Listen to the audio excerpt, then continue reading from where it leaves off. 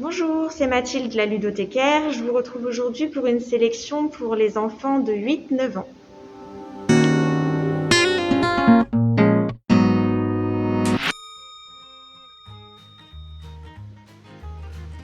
Alors, le prochain jeu, c'est Magic Maze,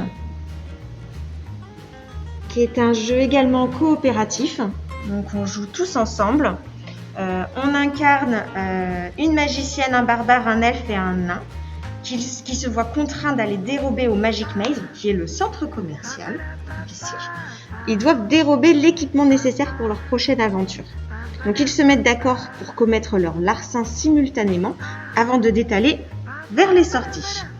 Et ils doivent échapper aux vigiles qui les ont à l'œil depuis leur arrivée. Ça peut paraître un peu simple comme ça, sauf qu'il y a des difficultés. C'est qu'il y a le temps. On n'a que 3 minutes pour réussir tout ça.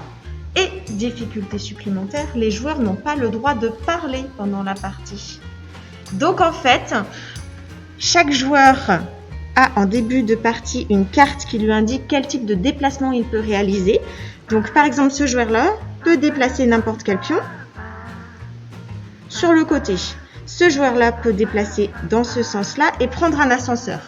Et donc il faut se tenir raccord avec les autres, essayer de voir, bon, il a déplacé celui-ci, il essaye d'atteindre l'objet, moi je vais l'emmener vite vers la sortie. Et tout le monde joue en même temps sur le plateau, le plus rapidement possible, pour réussir à atteindre la sortie avant d'être attrapé par les vigiles, et donc la fin du temps réglementaire.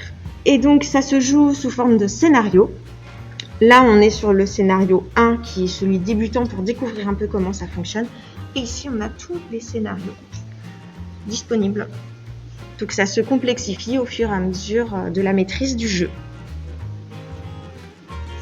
C'est des parties donc très courtes. Et puis voilà, le principe de ne pas pouvoir parler du tout pendant la partie apporte de bonnes tranches de rigolade à la fin de la partie. Donc le prochain jeu, c'est King Domino, qui est un jeu de placement de tuiles. Donc là, en compétition les uns contre les autres, on incarne un seigneur en quête de terre pour son royaume. Donc on démarre avec une seule tuile, une tuile carrée avec notre petit château qu'on place dessus. Et au fur et à mesure de la partie, on va placer des tuiles autour de notre château pour essayer d'obtenir un carré parfait de 5 par 5. Et d'avoir obtenu un maximum de terre, sachant que pour récupérer des tuiles, ça se fait pas de manière aléatoire. On pose à chaque fois 4 tuiles et chacun à son tour, on place notre personnage pour dire moi je vais prendre celle-ci, moi je vais prendre celle-ci, moi je vais prendre celle-ci, moi je vais prendre celle-ci. Donc on les place nous en fonction des chiffres et on les détourne en début de partie. On les sélectionne bien sûr en fonction de leur capacité et de leurs atouts pour notre territoire.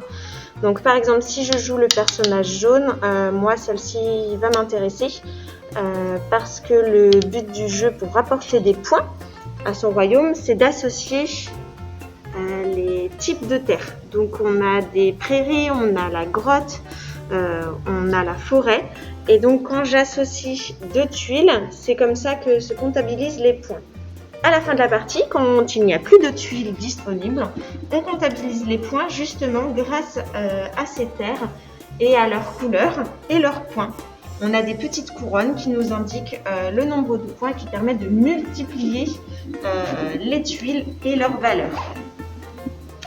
Donc chaque seigneur devra être celui qui aura le plus beau royaume.